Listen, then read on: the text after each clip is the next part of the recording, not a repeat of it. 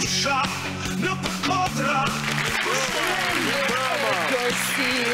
Bravo, burra! Hani pini pa merak, ë? Jam gati për këtë verë të bëjmë nami në diskotekat. Mu filloj, korrikun e kam mbyll. Mi mbrëma gjithë dhe miq, mi mbrëma dojna. Mi mbrëma Flori, e bëra që bukur, nuk e di, e shkëlqen këtë studio. Vere kuqe dhe mush. E ku ka më bukur? Flori, është je ditë shumë e rëndësishme sot. Hanjer. Po. Gëzuar. Për? Po, gëzuar 16 dhjetorin e antarësimit të Shqipërisë në organizatën e Traktatit Atlantikut të Veriut, ose, siç Naço ti thon kështu lëfit çëmbra, NATO. NATO, se ti thua gjithë ato Faleminderit. Apo jo, nuk pozojnë më kështu. Faleminderit. Gëzuar dhe 1 prilin, që unë nuk e kuptoj dojna pse kryeministri nuk e shpall fest kombëtare, po bëjmë fest kombëtare. Më vjen shumë gjëna në fakt. Ne kemi na rrjedh dhe gjak 1 prilli, çdo ditë. Se duhet thënë që më 1 prill qeveria dhe në përgjithësi politika feston. Pastaj më 2 prill. I ngrim buzëqeshja se është përvjetori 2 prillit të 91-shit në Shkodër. Por këtë vit dashur miq, që është dhe 1 vit fushate, 1 prilli hapi zyrtarisht sezonin e gënjeshtrave. Si janë fare dakord ja fut kot Flor. Ja. Qeveria këtë vit nuk po gënjen. Nuk po gënjen? Jo, nuk po gënjen. Çfarë po bën atë? Po imiton. Tani imitimi s'është gënjeshtër. Për shembull, sa thot opozita, do rrisim rrogën minimale, do çojmë 500. Fap qeveria, do e rrisim ne më shumë. Sa thot opozita, do rrisim pensionet. Fap kryeministri, do e rris më shumë. Është bërë si puna asaj, re, derisa të bëhet e vërtet. Bravo. Vetë the. Sa opozita do ish taksat emigrantëve për 5 vjet, fap Rama, 10 vjet. Po ç'të 10 vjet ky mandati 4 vjeçar qofse? I kam me 2.5 vitet. Sa opozita do fusim kryeministri në burg, jo, këtu jo, s'ka gjë. Këtu nuk. Ky sigur lën ato filmat ke James Bondi, që ka gjithmonë një sken, që është mbi xhoz dhe ky njeriu tjetër thot, un po vej 5. Vjen edhe ky James Bondi thot, all in.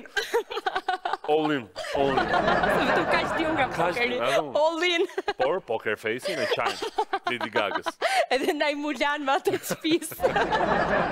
Kujtojmë që në fakt kjo nuk është praktike pa njohur për parti në pushtet, në radhët e së cilës gjen ministra, zëvendës ministra, deputet e figura të tjera me doktoratura të kopjuara. Pse për shembull mos imitojnë edhe programin e opozitës, tani, të lutem. Po mirë, të dashur miq që na qeverisni. Po si nuk kopjot një standard demokratik? Po si nuk kopjot për shembull numërimin e shpejt votave në Kosovë? Larg qoftë o zot, janë këto fjalë që thua ja. Nuk kopjuat shëndetësinë në Bashkimin Evropian. Jo. Po si nuk kopjuat cilësinë e ndërtimit të rrugëve në Bashkimin Evropian? Jo, çai ke këto llafe që thua njerë. Po si kopjoni vetëm njëri tjetrin, më se na plas shpirtin. Po kopjoni një gjë që i vlen të gjithëve, jo vetëm juve, kopjoni një gjë që i vlen të gjithë shqiptarëve. Pastaj ka një gjë në fakt që nuk e, se tash i thirrë mendjes, u ftoh gjaku. Ka një gjë që nuk e kopjojnë dojna. Paftësinë. Paftësia i rrjedh në përvena. Nuk pyesin çfarë lloj grupi gjaku je, çfarë lloj grupi paftësie je, A pozitiv, 0 pozitiv, 0 negativ. Na lodha, u dhon mend gjithë. Po mirë, tash se të njojmë që pikëmjes që na jep neve, të jam edhe ne mes darkës. Rasti më i fundit është ai gripi të shpendëve ku askush nuk e di se çfarë po ndodh. Gjithë ja bëjnë do kseri si me go. Po, se në fakt duhet thënë që e nisi me formulën me një gur vriten 2 zoq, por tani kanë kaluar një shkallë nivel shumë i lartë, për shembull me një grip vret 100.000 zoq. Do të thënë, të shohim pak se si qëndron kjo situata e gripit të shpendëve që nuk po na thon shumë gjëra, pra nuk po marrin vesh se çfarë po ndodh dhe çfarë po na fshehin mbi të gjitha. Shiko, fakti që nuk po na e thon, jo se nuk duan, po se as ministres nuk i thon gjë. Madje kam frikë se do shfrytëzojnë rastin thonë, e di që ta lirojmë të gjuetin e kafshë, me që janë gjithë me grip. Prap. Hajde. Se e smeshme. E ndjekje. Gripi i shpendëve, me pasoja në shëndetin e konsumatorëve, është i shfaqur këto javët e fundit, plot 3 vite pas epidemisë së marsit 2022. aso kohe, epidemia ushtri në të gjithë vendin, në ferma dhe pulari, duke e gjetur të papërgatitur Ministrinë e Bujqësisë, e cila vetëm 6 muaj më vonë ngriti urdhrin për miratimin e planit të kontingjencës për sëmundjen e gripit të shpendëve. Një lëvizje që më në fund supozohej të vinte në kontroll situatën kaotike që mund të shkaktonte një epidemi e ngjashme në të ardhmen. Dhe pas 3 vitesh, historia u përsërit. Në fillim të muajit mars, Shqipëria u përball sërish me gripin e shpendëve. 2 stabilimente të rëndësishme të tregut shqiptar që operojnë në qarkun e Durrësit deklaruan se kanë patur një numër të madh ngordhjesh nga kjo sëmundje. Ne kemi asgjësuar 218.000 në një nga fermat, se ne kemi 4 ferma. Ne kemi asgjësuar 300.000 krerë që kanë qenë pula prodhimi. I kemi vetë paguar të gjitha këto përpos kostave financiare që i kemi mbuluar vetë që ka qenë tmerrsisht të papërballueshme sa të humbësh 300.000 krerë pula që kanë vlerë në miliona euro dhe pastaj paguash edhe vetë këto. Një humbje e madhe për këto kompani kontribuese të rëndësishme në zhvillimin e vendit. Por ku përfunduan këto shpend që do të konsumoheshin nga familjet shqiptare dhe a u zbatua ligji për veterinarin, i cili thotë që 2 metodat e azgjësimit janë groposja ose djegja. Për këtë pyetëm Ministrinë e Bujqësisë, e cila na u përgjigj se azgjësimi këtyre pulave të ngordhura është bërë nga kompanitë Inka SHPK në pronësi të Enjozusit, një nga ndotëset më të mëdha të mjedisit në zonën e Lezhës, që e kemi denoncuar sezonin e shkuar, dhe AZ Rendering, që jo edhe aq rastësisht është në pronësi të Alban Zusit, babai të pronarit të Inkës. Por në rastin e Inkës jemi përpara një absurdi, sepse pavarësisht se është pezulluar nga Ministria e Mjedisit për shkak të ndotjes që shkakton, Ministria e Bujqësisë nuk ka hezituar as pak ta kontraktoj për ta zgjesuar shpendët e ngordhur. Të paktën kështu pretendojnë drejtuesit e stabilimenteve të shpendëve. Në momenti që dyshojmë për grip shpendësh apo për një sëmundje, ne lajmërojmë drejtorinë veterinare e Ministrisë së Bujqësisë. Dakor, domethënë po thoni që ne ngrim duart lart, ne s'mes bëjmë asnjë lloj gjë. Ju kuptoj, domethënë që këto procedura i ka bërë Ministria, po thoni, që ta kuptoj, ka zgjedhur Ministria kompaninë. Po patjetër për ata e sjellin. Por nuk është ky problemi vetëm në këtë aferë. Një paqartësi tjetër po aq e rëndësishme ka të bëjë me metodën e përzgjedhur për azgjësimin e këtyre shpendëve. Dhe për këtë nuk mund ta sqaroj askush më mirë se të zotët e punës. Zoti Zusi, përshëndetje, si jeni? Mirë, faleminderit. Unë jam Matilda Prendi, gazetare nga emisioni Piranjat. Doja t'ju bëja vetëm një pyetje, ju lutem. Cili emision? Emisionit Piranjat. Po. Një pyetje kisha në lidhje me shpendët e ngordhura që kanë ardhur te ju. Doja të dija Nuk kam asnjë lloj komenti. Po pse donim thjesht të dinim? Po, e mbylli. Enjo, përshëndetje, si kalove? Përshëndetje. Vetëm një sekond se kam një telefonat tjetër, do të marr për 1 minutë? Do më marrësh? Po. Mirë, të falenderoj, po pres, pra, po pres. Që kërkoni është i paritshëm për momentin. Ju lutem, provojeni më vonë. Nga 2 pronarët babe bir nuk morëm asnjë përgjigje për mënyrën e azgjësimit, prandaj ju drejtuam zyrtarisht Ministrisë së Bujqësisë, e cila na sqaroi se metoda e përdorur për azgjësimin e pulave të ngordhura është e bazuar në urdhrin 411 për miratimin e planit të kontingjencës për sëmundjen e gripit të shpendëve, i cili thotë: trajtimi i mbeturinave, plehut, kadavrave, vezëve, puplave kryhet në bazë të ligjit 10465 për shërbimin veterinar, në të cilin pasqyrohen vetëm 2 metoda, groposje ose djegje. Por si ka ndodhur në realitet? Janë zgjesuar sipas protokollit me rendering në bazë të një kontrate që kemi Me cilën kompani? shkruar AZ Rendering. E kuptoj, po në fakt sipas ligjit të shërbimit veterinar thuhet që në këtë rast azgjësimi duhet bëhet me groposje ose me djegje dhe Jo e dashur, e ke në urdhrin e ri që kanë nxjerrë ministria. Për mua është okay, në mirë dhe kishte qenë edhe kjo që thua ti, që kishin gjetur një vend ku të çonin dhe të groposnin edhe të hidhnin. Po për sa kohë ato na konfirmuan, jemi në rregull me gjithë procedurat ligjore me prezencën e ministrisë, në posur dokumentat në ata. Edhe ku i keni azgjësuar, me cilën operator? Nuk e di emrin e operatorit, po me Retsering, sipas ligjit që kanë nxjerrë Ministria e Bujqësisë dhe Mjedisit. Janë marrë ata me azgjësimin, me të gjitha me radhë, kanë sjell trupat e tyre, i kanë marrë këtu, i kanë çuar, i kanë sistemuar sipas ligjit konform ligj. Por ata që se din, metoda rendering është grirja apo bluarja e kafshëve të ngordhura dhe më pas autoklavimi i tyre. Po nga do livall kjo metodë? Ku janë azgjësuar këto shpend të ngordhur? Ju keni qenë prezent dhe çfarë metode është përdorur? Po, me metodën e renderingut. Po pse renderingu, e kuptoj, kur në ligj thuhet me groposje ose me djegje? Jo, në ligj është me urdhër ministrit që plani i kontingjencës. Po te urdhri groposje, insenerim dhe rendering. Është e paqartë ajo që thot drejtori Kullolli, sepse kjo metodë nuk pasqyrohet as pak në urdhrin e vitit 2022, në të cilin thuhet se bazuar në ligj duhet bërë groposje ose djegje. Duket qartë që Ministria e Bujqësisë edhe vetë është konfuze lidhur me urdhrat që lëshon. A kemi të drejtë të dyshojmë që gjithë kjo është bërë për interesa financiare dhe klienteliste të njerëzve pranë ministres? Sepse të mos harrojmë që këto mbetje shtazore të infektuara do të përpunohen dhe më pas do të shiten nga kompanit Inka dhe AZ Rendering si ushqim për kafshët. Pra, një plan i pastër biznesi. Tani, të kalojmë në një detaj tjetër. Po pse keni zgjedhur renderingun? Se është zgjedhje që ka bërë kompania. Po kush Po te kompania kush e ka përcaktuar se ku duhet ta zgjesohen, ministria apo kompanit? Ligji parashikon një këto metoda dhe kompania ka detyrim sipas ligjit të mbetjeve të tjerë që të marrë një kompani. To kompanit kanë përzier me kontratë me gjithë i kanë sipas ligjeve të mjedisit për liazjes. Ndërsa mua këto kompaninë më thonë që e ka përcaktuar ministria, kanë qenë ata që e kanë vendosur. Ata kanë kontrata me subjektet na kanë vënë në dispozicion kontrata, verifikuar kontrata kemi disë gjithë për kriteret e zgjesimit me licencën e gjithë që ja lejnë ligji që të bëjnë këtë punë. Drejtori i Veterinarisë Tiranë sapo na ka deklaruar se operatorët e azgjësimit të shpendëve të ngordhur janë zgjedhur nga drejtuesit e pularive, deklarat që është kundërshtuar kategorikisht nga këta të fundit. Kompaninë e keni gjetur vetë ju apo ju ka adresuar ministria? I ka marrë edhe një herë. Gjithë procedurë nuk bëjmë gjë asgjë. Ne kemi vetëm një detyrim. Momenti që dyshojmë për grip shpendësh apo për një sëmundje, ne lajmërojmë drejtorinë veterinare, Ministrinë e Bujqësisë. Dakor, domethënë po thoni që ne ngrim duart lart, ne s'mes bëjmë asnjë lloj gjë. Ju kuptoj, domethënë që këto procedura i ka bërë ministria, po thoni, që ta kuptoj, ka zgjedhur ministria kompaninë. Po patjetër për ata e sjellin. Po Agjencia Kombëtare e Mjedisit, institucion që duhet të jetë prezent në momentin e azgjësimit,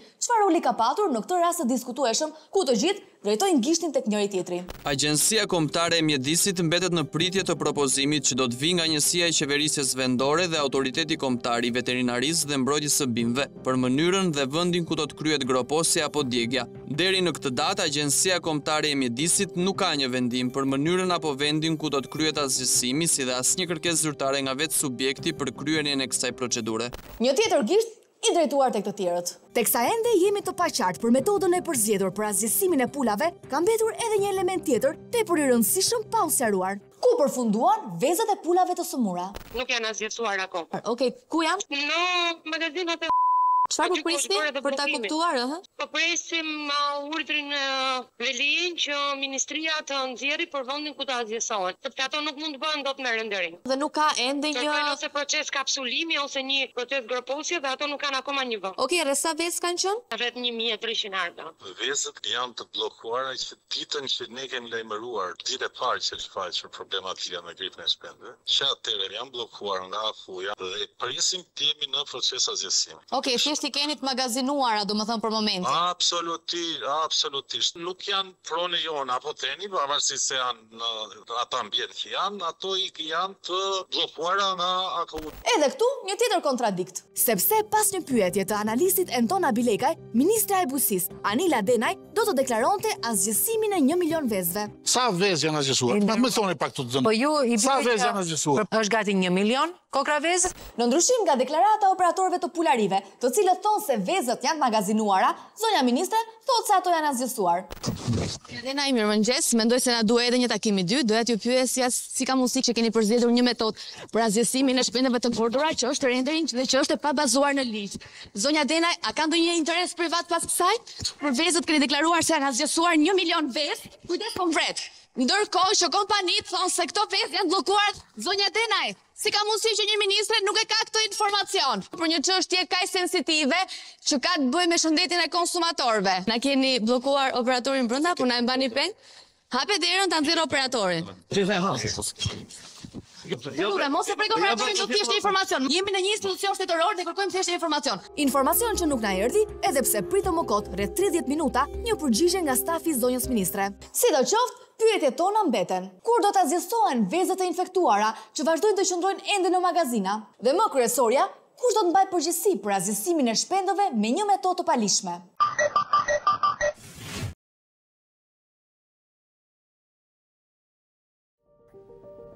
Shqiptarët i kanë mbijetuar sëmundjeve të miravjeçarve, luftrave nga çdo lloj poshtuesi, rrezatimit Çernobilit, urive dhe krizave të mëdha.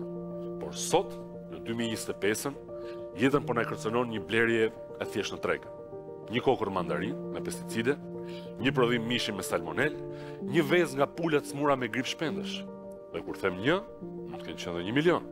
që ndoshta ne I kemi ngrënë, ose ndoshta po I ham në këtë moment.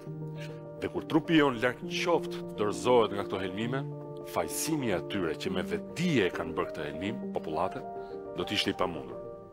Sa I pa shpirt. Aq I pa shpirt sa do ta kishte zilit çdo pushtues, sepse po ta mendosh mirë, salmonela kushton më lirë se sa një armë. Ky është një krim I heshtur dhe I mirë organizuar. Dikush duhet të na mbrojë nga helmimi ose nga vdekja. Dhe po na lë të helmohemi, sepse për pushtetin, po vdiqen mbi 10 veta nuk ka problem, por po vdiqen më shumë, faj nuk e ka pushteti, e ka opozita. Madje të veshur me pëlhurën e shprehjes që faji është jetim, dhe duke hapur çadrën e çpuar të drejtësisë që në shumicën e rasteve fajin u avën atyre që vdesin. Për mos folur pastaj për çmendurinë e institucioneve që paguajnë nga taksat tona për të na mbrojtur dhe që dalin nëpër balkonet e darkave mediatike dhe thon pa pik turpi. Po edhe qytetarët bëjnë pa kujdes vetë tash. Ne nuk jemi në fazën kur duhet të kërkojmë përgjegjësi vetëm fermerëve dhe tregtarëve. Po çfarë bën inspektorët? Pse nuk bën dhe ku janë analizat? Ku është shteti që paguajnë për të na mbrojtur? Ku është ministri? Dhe përgjigjja është e thjeshtë miqtemi, në fushat. Sepse tani përtarën si kanë votat, fitoria e zgjedhjeve me çdo kusht dhe çdo mënyrë. Po këto skandalet ushqimore, këto helmimet, rreziku I jetës, çfarë problemi kanë? Nëse helmohen dhe vdesin, sa njerëz. Koha ka treguar që edhe të vdekurit votojnë. Ky nuk është më treg. Është një fushë e minuar dhe ne si qytetarë po ecim zbathur e symbyll. Ndaj po ju pyes pak juve që mbushni rrugët për festa, ju që mbushni sheshet për parti, ju që mbushni stadiumet për ndeshje, ju që mbushni objektet e kultit për të besuar, dhe ju që mbushni administratën dhe rini të heshtur në punë dhe trima pas ekranit. A ju vjen keq për veten tuaj ose për fëmijët tuaj, se me çfarë po e mbushim tryezën? Çfarë duhet presim? Që të humbasim të gjithë që të reagojmë?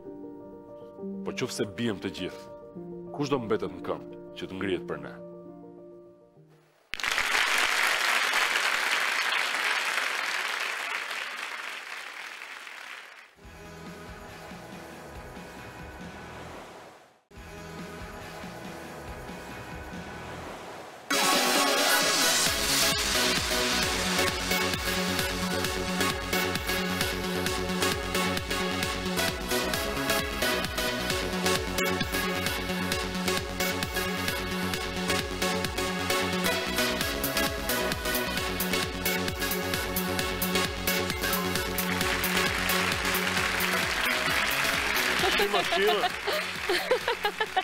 Si na zjen gjaku me këtë kongën, si Raki Ballkazani 2 herë.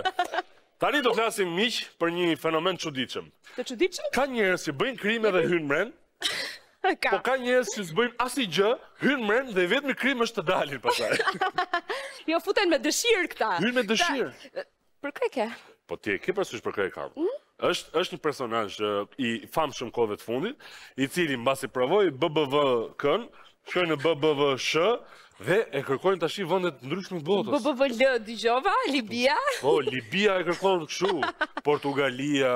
Prap nuk jam shumë e qartë, dua një gjë edhe Kongo ishte I dua një hint. Si bën ky personazh? Ky si bën? Ka një problem e ecë. Ka një ecë pinguini. Por në thelb është djalë që I pëlqejnë sfidat. Do flasim për Gjestin. Tani se mora vesh kur. Po. Se ka Gjesti biri botës. Pse I thoni Gjesti? Por një gjë që ti se vë, fjala gjë bën është dialektore. Në fakt nga njëra anë kemi Gjestin që nuk e ka iden se çfarë po ndodh jashtë, dhe kemi dhe Gjestin e fansave të Gjestit që heqin florë edhe lekët e bukës më. Edhe lekët e bukës për t'i çuar një nga këto, çfarë janë këto avionet me banderole, çfarë janë aeroplane, helikoptera, ku di unë çfarë janë ato. Tani që po mendohem se ma shtive ti në mendje, ne kemi 3 lloj gjestesh. Kemi gjestin e një tiktokeri që filloi si tip koordinuesi, domethënë për hapësirën ajrore, për gjestin. Ka koordinator. Po. Dhe u propozoi falcave që t'i çonin atij jo me dron. Po kështu me Apache. Me aeroplan pra thash. Tom Cruise që hidhet nga andi. Zbret Tom Cruise kështu, e puth në ballë, edhe e ngren prap lart. Për të kuptuar më qartë se çfarë po ndodh me fenomenin e momentit me Gjestin, ndjekim pra ardëristën në një investigim Gjestin. Pas.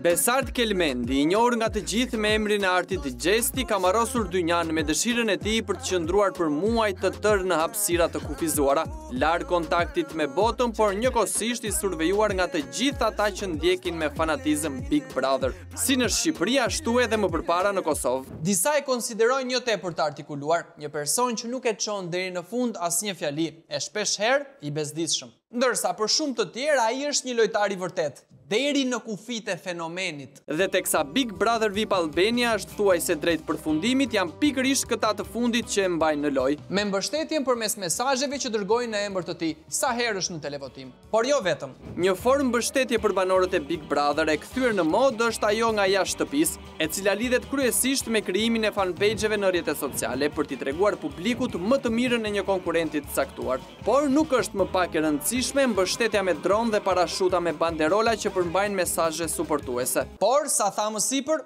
nuk janë asgjë. Sepse fansat kanë edhe një armë tjetër potente për të treguar supermacinë e idhullit të tyre të ngujuar në shtëpi. Helikopterët. Si në rastin e vëllezërve Veshaj në edicionet e kaluara, ku Romeo fluturoi me helikopter mbi shtëpinë e Big Brother dhe lëshoi qindra trëndafila si mbështetje për Donaldin, i cili më pas humbi përballë Ilir Shaqirit. Por këto kohë që lan pas aq dhimbje plak tek fansat, tashmë janë harruar. E tashmë është Gjesti, konkurenti i një inteligjence të rrallë që ka ma gjepsur trojet shqipfolse. Dhe këtu nis historia jonë. Një djalë nga Ferizaj me emrin Diamant Aliu, para një muaj e gjysmë, 2 muaj ka filluar me një fanpage të vetin titulluar Nubi Team për Gjestin. Aty ai gjatë gjithë kohës transmetonte live duke vjedhur pamjen nga televizioni ku transmetohet ky emision. Këtu pasaj atij lindi ideja e parë për të bërë një parashut në përkrahje të Gjestit. Nëse dikush për juve ka dëshirë, ka mundësi mirë bashkangjiten këtij aksioni, atëherë që keni numrat e kontaktit, garantat që shkojnë për iniciativa që marrën për Gjestin. Mu do ide e mirë, pa ta fol me ta, pa ta komuniku. Tash qysh me dërgu në dy pare, tha moj 7 gifta. Në fillim ja kom nis do gifte kanë ka për një vlerë aty dykon 700 euro. Plot 700 euro për të mbështetur një konkurrent të një loje. Për ne të zanatit që shohim çdo ditë raste personash të sëmur që nuk kanë mundësi të blejnë ilaçet, apo persona në nevojë që nuk kanë me se të ushqejnë fëmijët, të tilla donacione ngjajnë si para të hedhura në det. Por sidoqoftë zgjedhjet janë personale, edhe ndjeshmëria gjithashtu. I ka dërgu direkt prej Zvicrës, ka dërgu në Tiranë paret që fluturoje parashuta, se ish bo veç gati. Te parashuti pari kum dërgue 250 euro. U mbledhën fonde, u realizua parashuta e parë. Teksa më herët ju treguam se Diamant Aliu është njëri nga Ferizaj i Kosovës, i cili ndërmori nismën e mbledhjes së fondeve në mbështetje të Gjestit, ju sqarojmë se djemt që po flasin lidhur me këtë episod janë të gjithë emigrant, kryesisht në Europë. Dhe kuptohet, të gjithë tifos të çmendur të Gjestit, aq të zjarrt sa që kanë kontribuar nga të ardhurat e tyre për fluturimin e një parashute mbi shtëpinë e Big Brother. Ky ishte procesi kur Diamanti fitoi besimin e shumë njerëz për të kontribuar për organizimet e rrallë. Pikërisht momenti kur mashtruesit serial përgatisin goditjen fatale. Këto janë bërë edhe filma, apo jo? Meqense kam pasur eksperjenca të kaluara me menaxhime dhe organizime të grupimeve, i propozova idenë për të shuar një helikopter për Gjestin. Dhe këtu filloi domethënë edhe një herë mbledhja e fondeve nga ana e Diamantit. Për helikopter, jam apruar rrugës, edhe nesër besoj që e kaloj për 2000 euro shifrën. 2/3 veç se i kem siguruan, janë pyetje edhe 1000. Helikopteri kushtonte 3250 euro, të cilat u mblodhen brenda pak ditëve. Por televizioni ku mbahet emisioni nuk na aprovoi fluturimin me helikopter, kështu që do lind pak ide për të bërë fluturim me 5 parashuta një herë, gjë që do na kushtonte 5000 euro si grup. Dhe në fund pse jo, po kontribuoj. U mblodhen 5200 euro. Të rinje të reja në Shqipëri dhe Kosovë, të cilët bëjnë një punë kolosale për familjet në nevojë, duke mbledhur shuma modeste tek donatorët vetëm për të siguruar një vakt, një veshje apo një çantë shkolle për fëmijët e varfër, ndoshta do të vënë duart në kokë me çfarë po dëgjojnë nga këta të rinj, të cilët kanë mbledhur 5200 euro për parashutat e Gjestit. Për parashutat e Gjestit. Ne kalum shumën 5000 me idenë se Diamantit, ja mundsojmë edhe pagesën e shpenzimeve, po edhe një fundjavë me bashkëshorten e vet në Durrës gjatë kohës që do priste për të ngritur parashutat. Kjo po që është bamirësi. Ne mendonin se janë mbledhur 5, por realiteti është që janë mbledhur shumë më shumë. Duke mos pasur ne kontroll në giftet që hidheshin diamantit, ai çdo gjë e mbante të fshehur për vete. Ne nuk ndërhynim shumë te kjo pjesë se ne dinim vetëm fondet kryesore. Pra diem si një djalë nga Istra që ka bërë 1900 euro kontribut. Është një djalë tjetër këtu në Gjermani i cili ka bërë 1200 euro kontribut. Unë shumën teme që e kom dërguar, domethënë në total diku 1900-2000 euro. Unë Zvicra, jemi dikundi 3.000 diçka. Pagesat janë bërë nëpërmjet Western Unionit, RIA, MoneyGram, domethënë janë gjitha pagesa të dokumentuara, shumë goxha të mëdha, të cilat fatkeqësisht janë trukur. 10 dërgesa në emër të Diamantaliut, shuma që fillojnë nga 50 deri në 500 euro, brenda një kohe shumë të shkurtër nga e gjithë Europa. Të premten kemi folur në Mrami, kemi folur me ta, ai ka pas munis për Tiranë me mëngjes. Të bënte pagesën e 3 parashutave që kushtonin 3.000 euro, që çonte 2 drona, ku atje do e priste edhe një djalë tjetër që do pilotonin të 2 dronat bashkë me atë djalin. Bëhet fjalë për 2 Phantom 4 që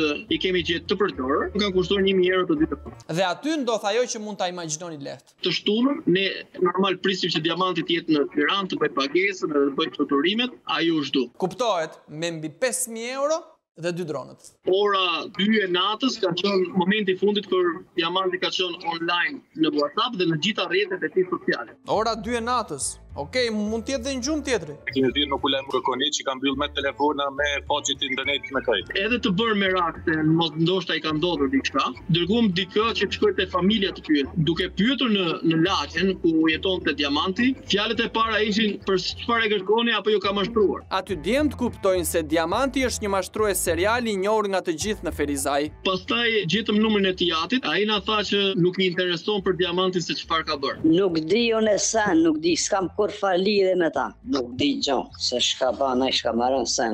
Nga këto pak fjalë të babait kuptohet se raporti mes tyre nuk është as pak normal, me shumë mundësi nga jeta jo e mirë dhe jo e denjë që ka nisur të bëjë biri. Në momentin që ne zbuluam mashtrimin e diamantit, dolën në pak edhe njerëz të tjerë të cilët kishin kontribuar, por ne nuk i dinim. Ishte një zonjë e cila na kontaktoi dhe tha që i kishte çuar 300 euro dhe ishte duke bërë gati për të nisur edhe 1.000 euro të tjerë. Ai ja treguam se kjo është e vërteta dhe i shpëtoi këto 1.000 euro. Kaq shumë njerëz të gatshëm të heqin parat nga xhepi i tyre, t'ja dërgojnë një të panjohuri vetëm e vetëm për t'i treguar mbështetjen një konkurrenti të Big Brother. Mirë se vini në 2025-ën. Të gjithë ne jemi njerëz që mbajmë familjen nga punët tonë dhe ato fonde që ja kemi thuar diamantit, i kemi kursyer për të ardhur verës në pushim, i kemi ndarë nga familja duke u solidarizuar me atë djalin që është brenda në Big Brother, sepse shumë nga ne e gjejnë veten në vujtet apo në përjetimet e atij djalit. Kjo na ka bërë të jemi empatik ndaj tij edhe të mos kursehemi. Ku kontentimi jam që kum të vetëm i ndihmu, o kanë fjallë për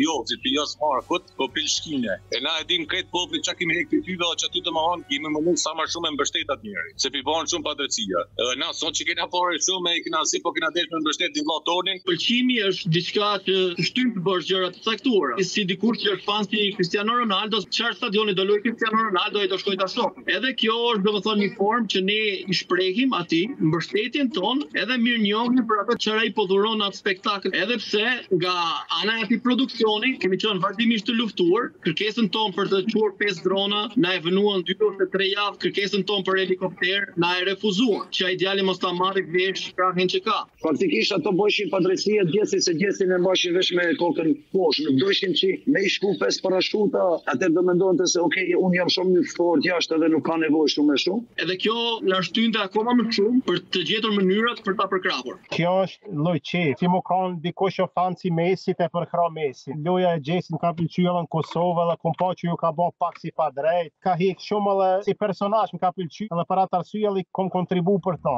Disa djem janë solidarizuar me Gjestin për shkak të vuajtjeve që ka kaluar. Disave u pëlqen loja e tij. Të tjerë janë prekur nga ofendimet që janë bërë apo padrejtësitë për të cilat ata akuzojnë produksionin. Por mos ndoshta të gjitha këto janë sërish një hall i vogël krahasuar me qindra familje që nuk kanë të siguruar as bukën e gojës. Ato janë dy zona shumë ndryshe. Kjo është diçka që ja po forcë djalit. E bëjmë nga qefi, nuk e bëjmë nga hall. Na kontribuojmë edhe për smu, dërgojnë Shqipëri ose vite të tregoj ti të them se kam filon vendin, kam dërguar. Çdo herë jam anonim. Ne si diaspor, sa herë që të rritemi në kauzat të caktuara, siç janë pamirësia, ne jemi gjithmonë të gatshëm për të ndihmuar dikën në nevojë. Ne nuk presim të kemi ca lekë kursyra për të ndihmuar. Shumë djem nga diaspora kur shohin një djalë në Shqipëri apo në Kosovë që ka nevojë për një kurim apo për një trajtim, të garantoj që 90% prej nesh, edhe në rast se kishin lekët, do mirrin kredit dhe do ja nisnin. Në për xhamia, në për çështën për familjen bane kom vonë sa kom shumë kusht. Për bamirësi, domethënë, me familje teme për çdo vit na kontribojnë për bamirësi. Me prindë mi, me vllahun, kontribojmë edhe në pjesë. Dhe teksa djemt na shpjegojnë se si janë gjithmonë të gatshëm për donacione bamirësie, ne vazhdojmë të mos e kuptojmë se çfarë kanë në mendje kur mbledhin para për drone e parashuta. Ore, mos jemi ne pak të prapambetur?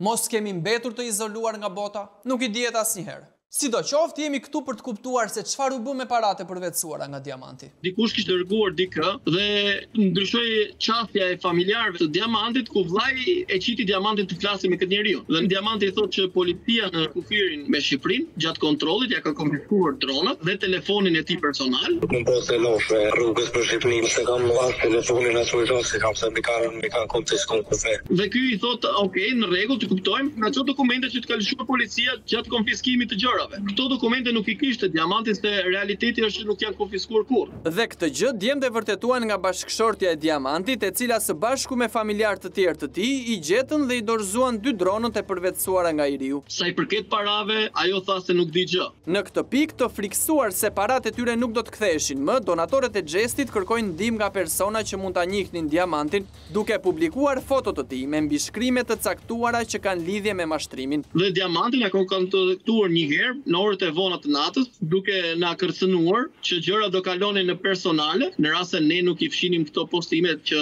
sipas Diamantit ishin denigruese për figurën e atij. Po çfarë mund ta degenerojë një mashtrues më shumë se mashtrimet e veta që I bën? Unë I kam besuar shumë Diamantit, u kon një njeri që na ka treguar që falet e që agjeron, na ka thënë xhamia na për foto, domethënë në këtë muaj të çajit Ramazanit me bankit trafik, duket I qysh se kisha prit për një njeri tillë. Nga një anë është I nashtu, nga ana tjetër çfarë më thon? Zoti s'harron, nuk është puna e lekut, mund ka ardhi natë pse me bosë është dash shkojnë për dikë tjetër që kemi organizuar për me bë. Keti më zgjenym edhe shumica e grupit se kanë pritën që mund të bëj ai gjithë kicën. Nimi asnjëri mirë se na kemi kontribuar sa kemi pas mundësi, kemi dha parë të pushimit, kemi kontribuar nëna, më ne bëmë asnjë me këtë ratis se shot arsyeshme. Dhe duke qenë se Diamanti u zhduk pa I dhënë asnjë shpjegim, djemve të diasporës nisemi drejt Ferizait për të takuar nga afër me të dhe për të kuptuar se ku kam përfunduar paratë e përvetësuara.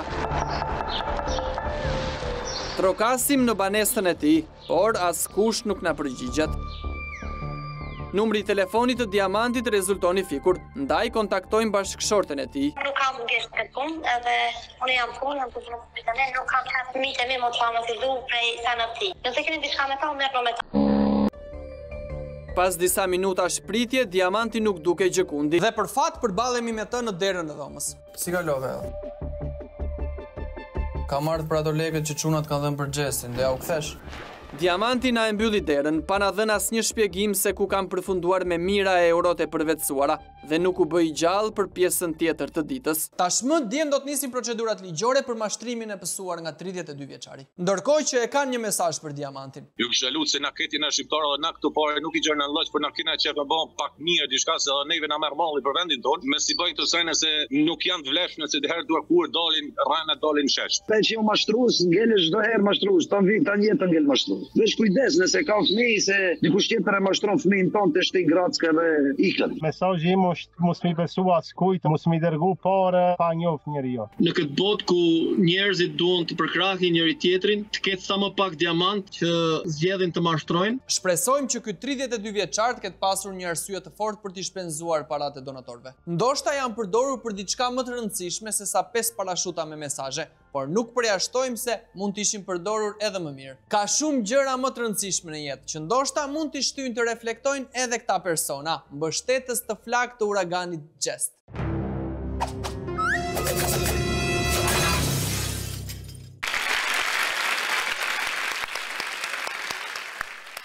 Shiko, nuk është se ishte në gjë dhe aq e keqe në fundi, por nuk më pëlqeu Xhesti.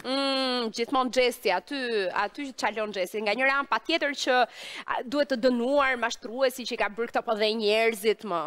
Po dhe njerëzit, po pak halle gjëra të shëndësishme reale keni për të bërë bamirësi. Tani të lutem. Sepse ky material ishte fikse një skaner koke për të kuptuar këtë shoqërinë tonë, trurin e shqiptarëve. Kur vjen puna për të harxuar lek për kot, për qef, për gjëra thjesa me u duke, hapi qik bankën, hapi qik bankën. Ama, kur vjen puna për të ndihmuar vërtet njerëz në nevojë, të gjithë marrin atë tufën që kanë e ndihmoft Zoti. Zoti më dhe ndihmoft. S'kam të vogla, nuk kam. Vetëm 500 që nuk vjen keq.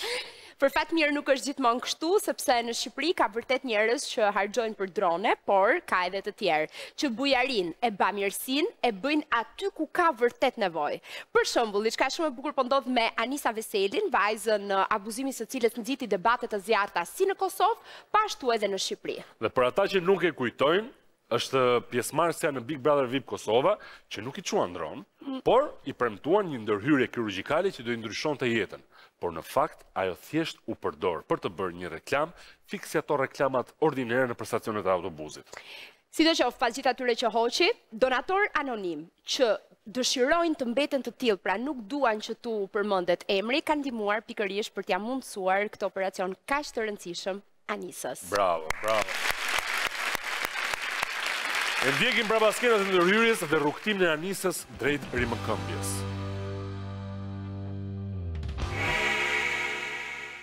Për 2 epizode, njëra pas tjetrës, ju kemi treguar historinë e Anisa Veselit, këngëtarës 23 vjeçare nga Prishtina, e cila vuan prej 12 vitesh nga një deformim i shtyllës korrizore, apo siç njihet në termat mjekësore, skolioz. Në gjithë këto vite, ajo dhe familja e saj bënin përpjekje për ta rregulluar këtë anomali, e cila sa vinte shtohej, por pa rezultat. Rasti e deshte që Anisa të merrte pjesë në reality show Big Brother VIP Kosova dhe aty t'i jepej premtimi për shërimin sa më të shpejt, por gjërat nuk shkuan as pak ashtu siç 23 vjeçarja kishte shpresuar. Kjo smundje që e kam unë nuk është hajgare, nuk është diçka dikush mu mashtru dhe me dal me bokit sen dhe në fund me ma qit gishtin mu dhe me ma akuzu që unë e kam faj. Jo, unë nuk kam faj se unë nuk jem dal, me thonë A+ Medical Solution ma kry këtë operim. A+ Medical Solution, Albulena Krasniqi, për ndryshe Lena Krasniqi, ka dal në Big Brother, VIP Kosova, ka thonë, une ka me ta ofru ty shërimin sa ma të plot. Pas publikimit të kësaj historie, cila tregonte se si në emër të showut, një këngëtare e re vuante pasoja dhe askush nuk merrte përgjegjësitë, reagimet në mbështetjet e Anisës ishin të shumta. Dhe kuptohet edhe gatishmëria për ta ndihmuar atë financiarisht për realizimin e ndërhyrjes. Por më përpara duheshin ribërë të gjitha ekzamenimet për të vendosur nëse do të kishte ndërhyrje apo jo.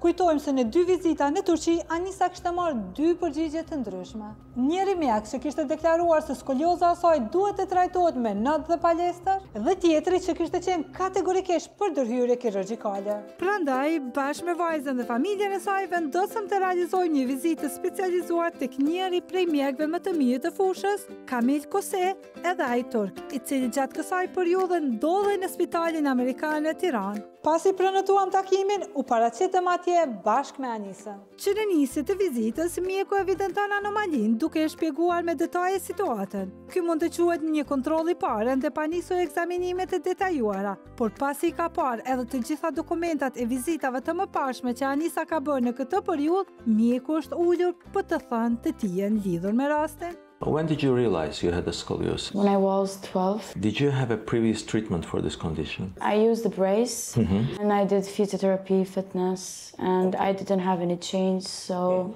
I came to the conclusion that I need to do the operations. Okay. Did you previously do any other doctor visits? Yeah, I did one in Turkey, and he said that I don't need the operation. I have here the MRI that I did. And you had another visit in Turkey? They said that I don't need the operation. The operation will have a lot of difficult, like I will lose my eyes. The operation will be like for 14 hours. I can't be a mom, things like this. Pas këtij shpjegimit e Anisës lidhur me frikën që i ka shprehur mjeku në Turqi, doktor Kose nis të sqarojë se si e sheh ai vetë këtë situatë First of all, I have seen your X-ray. Here you have mainly lumbar curve, plus you also have a smaller thoracic curve here.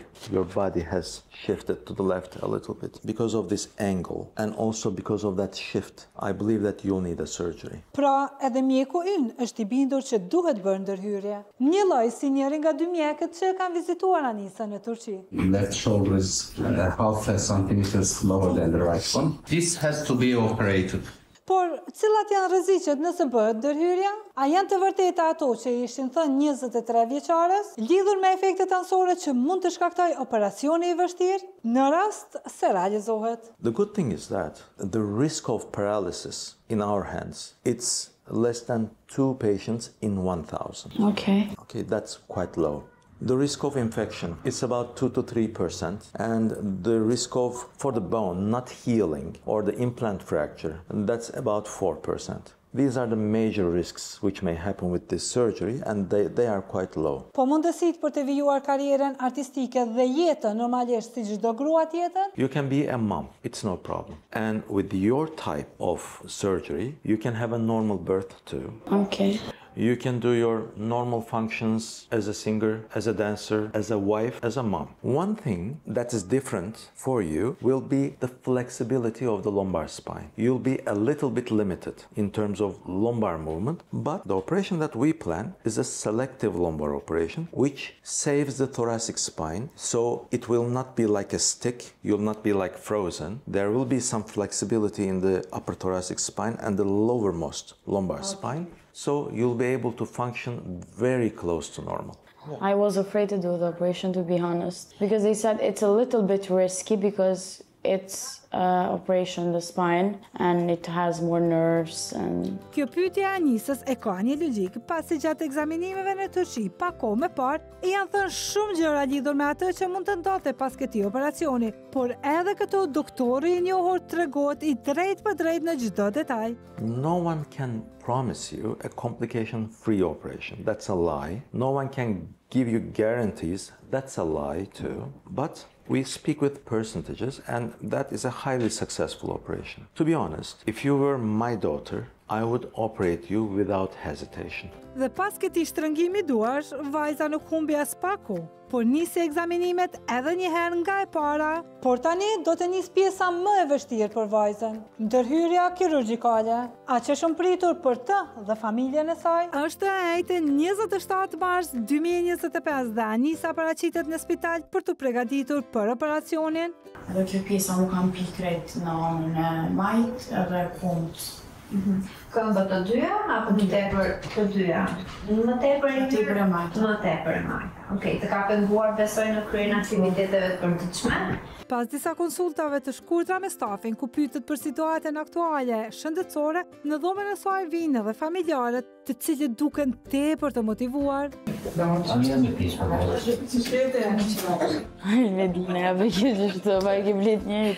Pasi kemi mbetur vetëm atë, përfitojmë të ndrojmë 2 fjalë dhe të ndajmë me publikun emocionet të kësaj dite. Sot do futesh në operacion? Yes. Si po ndihesh, tregam? Kam pak emocione, normale, ama emocione të mira, emocione gëzime. Do me thonë diçka që kena luftu që sa, po ja arretëm, kështu që unë jam shumë e lumtur edhe... Çfarë ndodhi, Anis? Ka njerëz të mirë kjo botë. Kush janë këta njerëz të mirë që ty po ta mundsojnë operacionin? Kisha dash shumë I tregu me emër, po kanë dash me qenë diskret, kështu që janë 5 persona që më kanë ndihmu mu. Edhe që du me thonë përmes këtij mesazhi që faleminderit shumë, ju dua edhe shpresoj që në të ardhmen kam ja u kthy me të mirë. Është diçka që nuk ja u kishim treguar ende dhe preferuam që të ishte vetë Anisa që ta thonte. Sepse, teksa kam parë dëshpërimin të kjo vajzë, pas mashtrimit që ju bë live në Klan Kosova, disa persona kanë kontaktuar direkt këngëtarët, duke u ofruar për ta mbuluar financiarisht ndërhyrje. Mes tyre edhe një nga personazhet më të dashura të showbizit në Tiranë, I cili ka refuzuar kategorikisht të identifikohet. Çfarë pret pas gjithë kësaj, do ju kthehesh punës gjithçka tjetër? Normalisht po. Kismet sot e përfundoj deri te marr veten tash. S'po duhet ser më shumë se vesh mos po gaboj diçka, jam shumë e lumtur. Faleminderit edhe Piranja shumë për krejt mundin që kam bërë deri sot për mua edhe për çdo cikël që ka vazhduar te episodave dhe çdo gjë, veç falenderoj shumë. Tregama a ke prit gjithë këtë? Jo. Kom prit që nashta një tardë me mërët me ndodhë dikur, po ju ka shpejt. Ju ka shpejt pas 2 javë, Vivian, 3 javë bon nesër, kështu që I'm happy. Lumturia dhe emocionit dallohen qartë në sytë e kësaj vajze, e cila ka vuajtur shumë për t'ia arritur kësaj dite.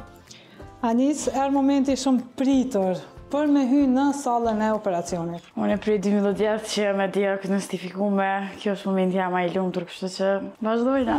Rruga drejt salës e operacionit ndërpritet nga përqafime dhe kuraje që familjarët i japin, ashtu si që kanë dhënë gjatë gjithë kohës këngëtarës 23 vjeçare.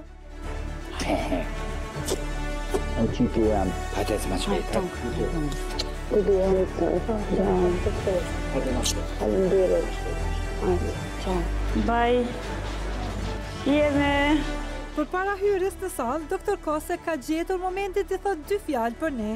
Today we are going to operate on a celebrity. Our patient is Anisa Veseli. She is a well-known singer in Albania. The operation will be done from the back of the spine with a longitudinal incision, and we are going to use titanium screws and rods to correct and stabilize the deformity. Operacioni është i vështirë dhe pritet që Anisa të dalë nga salla diku pas 5 orësh.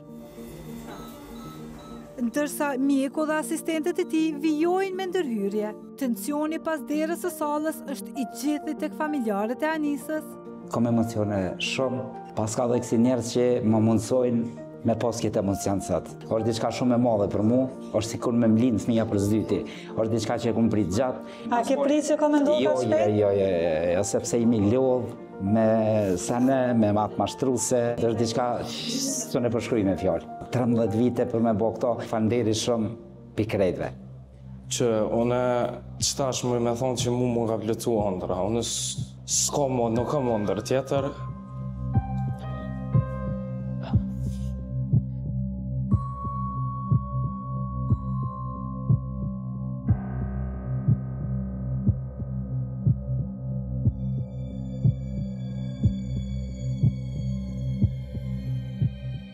Lotët e Monit, vëllaut e Anisës janë dëshmia një ngarkesë të mbledhur në vitet e kjo familje, pjesëtarët e së cilës janë kaq të lidhur me njëra tjetrën.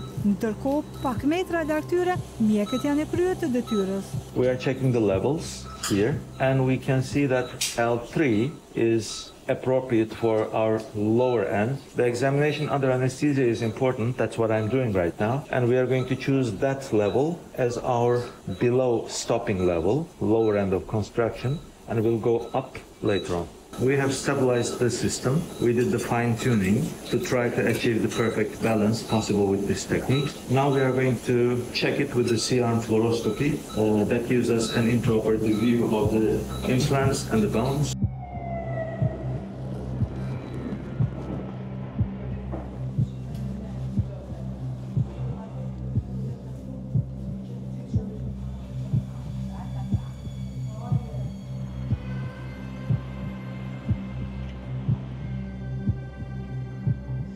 Siklet, veç inshallah jetë mirë se...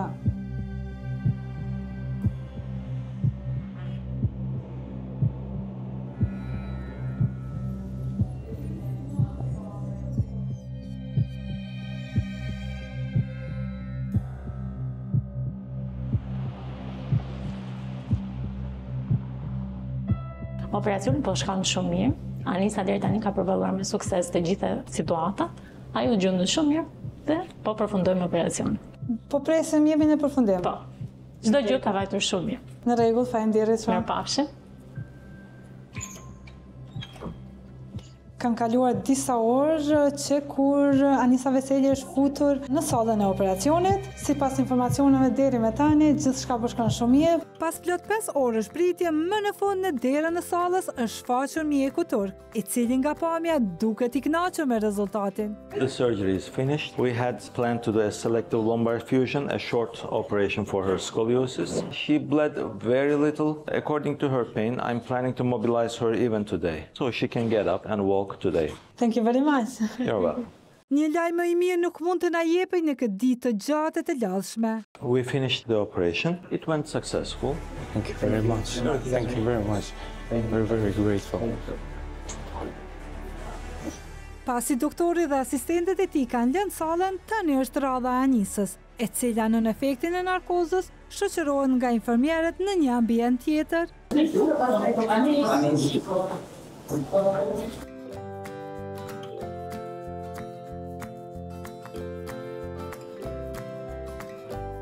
Mirë, që ndjasoj, mirë, pesa ti del pia, është pak emocionuese. Mirë, gjithçka ka shku mirë, faleminderit, pikrejve. Kjo ditë e gjatë është mbyllur vërtet e gëzueshme për të gjithë. Tashmë na mbetet ta lëm të pushojmë keshën tonë për të kthyer të nesërmen. Dhe me sa duket parashikimi i doktorit ishte i sakt, Anisën e gjetëm në këmbë. A mundesh? Apo mundesh? Që mundesh unë të qis mundesh të kthej. Kthej, babi, tash bëllësh të të bëllë me ecë. Hajde kthejme. Hajde, ta më shkazonat.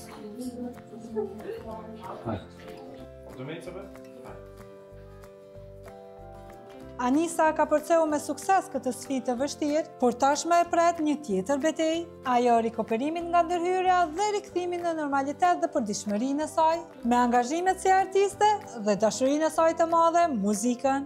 Larg hijeve që e ndoqën përgjatë këtyre muajve, që tashmë për të duket si një kujtim i largët dhe i parëndësishëm. Si ndihesh? Mirë, sot është dita me dytë, jam tuni shumë mirë. Pas plotësimit të ëndrës tem, nuk më dosh kur gjë ma shumë, kjo është ako më dosh. Faleminderit krejtve, ju doshëm. Përshëndetje krejtve, une i ka pak dhe që jam dollë për spitalit, jam të uni shumë mirë. Jam shumë e lumtur edhe nuk e di, normal që dhimbje kam, po dhimbja ma e madhe ka kalu, kështu që normal që ka mundi mas mire. Krejta atyne që s'kam besu në së mundjen teme dhe që unë kam nevoj për këtë ndërhyrje. Ju kësha thonë vetë që shene të uni tash. Nuk e di që keni muni jo tash, se unë jam të uni shumë hirë dhe jam shumë e lumtur që ka përfundu çdo sen, kështu që atyne që s'kam besu në këtë sen vëshdim ju thonë që faleminderit shumë për jo mos besimin, po here we are edhe sti që po donë mjë bot fola.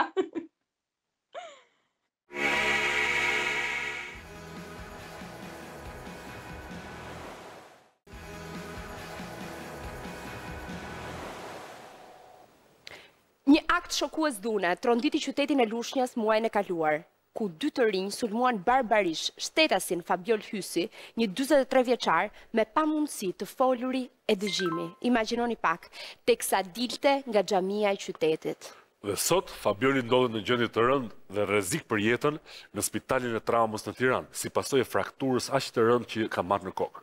Jonida Mukja udhtoi drejt Lushnjës për të zbardhur dinamikën e kësaj ngjarjeje të paimagjinueshme, por ajo që do të na zbuloj është shumë shqetësuese. Po shkojmë.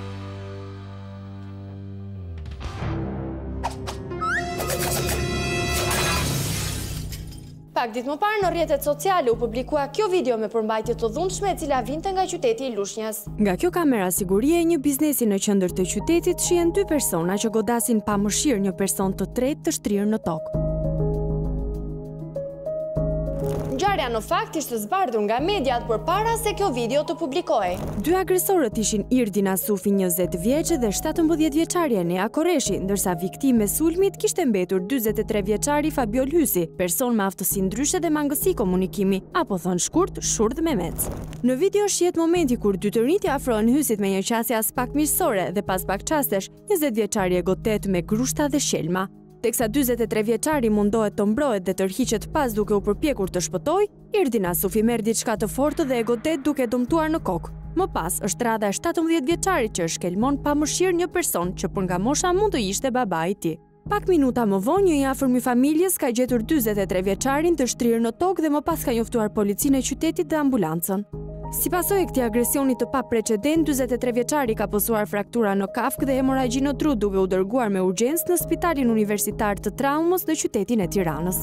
Në lidhje me këtë ngjarje, gjykata e Fierit caktoi masën e sigurisë arrest me burg për 20 vjeçarin Irdina Sufi, ndërsa vlerësoi të mjaftueshëm detyrimin me paraqitje për 17 vjeçarin e Nea Koreshi me pretendimin se kemi të bëjmë me një të mitur. Lidhur me drejtësinë penale për të mitur, e cila automatikisht përcakton dhe rregullat për autorët e veprave penale që janë të mitur, ka lehtësira për sa i përket mënyrën se si ata trajtohen dhe në varësi të veprës penale, arresti në burg është opsioni i veçantë për të miturit, pra nuk mund të ndodhë gjithnjë. Në rastin konkret mund kishin dhe një arrest shtëpie. I mituri, pavarësisht nga lehtësirat që merr nga procedura, është një lloj fajtor si dhe autorit tjetër. I mituri duhet të dënohet, por dënohet me gjysmën e dënimit se kështu e parashikon ligji. Në dëshminë e dhënë në polici, dy agresorët pretendojnë se mbrëmjen e 20 të marsit janë shkëmbyer me Fabiol Hysin, të cilin e njihnin më parë. Sipas tyre, 43 vjeçari i ka ofenduar. Ai sa mund të ofendoj një person që nuk flet? Fillimisht dy autorët pretendojnë se kanë nisur të bëjnë shaka me të, por Fabiol Hysi i ka ofenduar dhe ata e kanë goditur me grushta. Kjo është me pak fjalë dinamika e ngjarjes sipas dy djemve, në shtëpitë të cilëve situatat janë krejt të ndryshme. Nuk di çfarë. Nuk di çfarë. Nuk ka fjalë. Jam shumë, nuk jam gjendje. As. Keni patur mundësi për shembull të flisni me djalin apo marrë sa dini si mund të ketë qenë situatë? Nuk di çfarë. Nuk di të flas, nuk di të them.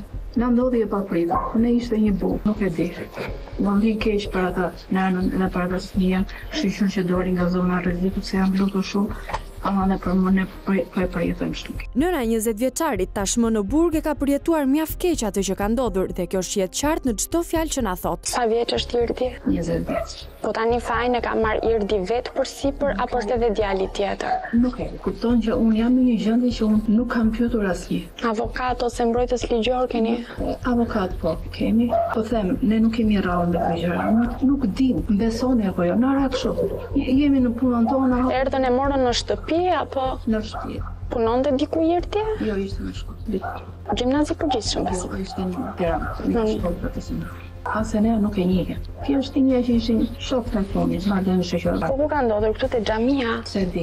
Ti beson që unë s'kam dalë fare? Keni patur mundësi për shembull për ta takuar vetë Irdi në komisariat apo në zyrat atë? Jo, ditën e gjyqit, ne sa takuam se s'na la. Çfarë u thanë ditën e parë? Nuk i ka beson që s'kam qenë në atë vend, edhe burri nga shefi, por kur e pyet çfarë, mos më pyet se i harrova gjithë. Ajo që ka ndodhur duket se i ka rënë si bombë këtyre dy prindërve, që tashmë kërkojnë kokulur falje për veprimet e të birit. Familja atje ju ka thënë diçka? Ne kemi dashur të ndajmë, burri vajti që ditën e ditë u bë, vajti në Tiranë nuk takua njëri, vetëm doktori, ai që e kishte edhe narkozën, ai kishte thënë është në gjendje stabil, po e ruajnë, po e bëjnë monitorim. Do doni ta takonit për shembull nënën e vet? Po sigurisht që duam ta takojmë nënën e vet, unë do i shumë një falje nga ana e fëmijës tij. Do mbajtë që të nditjesh bër operimin ndek. Akova një reanimator. Po presim sa ta marrim. Gjendje stabil. Pastaj thoshin jo se është situata ta takosh tani, jo se është kështu, kaq. Ku me djalin ke pas mundësinë me taku me fol apo diçka? Po dakor me shumë nga ishte bërë.